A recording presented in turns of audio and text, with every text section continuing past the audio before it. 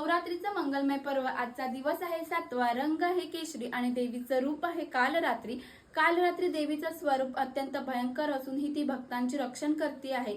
देवीचं वर्ण काळं आहे, तिचे केस विस्कटलेले आहेत आणि तिच्या गळ्यामध्ये विजेसारखी माळ आहे। ती गाढ अंधारामध्ये प्रकाश देणारी व दुष्टांचा नाश करणारी देवी आहे। देवीला 4 हात असून एका हातामध्ये वरद मुद्रा, एका हातामध्ये अभय मुद्रा व देवीच्या उरलेल्या 2 हातामध्ये घातक शस्त्र आहेत। ती गाढ अंधाराचं रूप घेऊन ही भक्तांच्या भीतीचं निरसन करणारी देवी आहे। या दिवशी देवीला गुळ किंवा गुळापासून बनवलेले पदार्थ अर्पण करतात। भक्तिभावाने अर्पण केलेलं नैवेद्य भक्तांच्या आयुष्यामधलं संकट दूर करतं। काल रात्री देवीचं पूजन केल्यामुळे शत्रूचा नाश होतो, भीतीचं निरसन होते।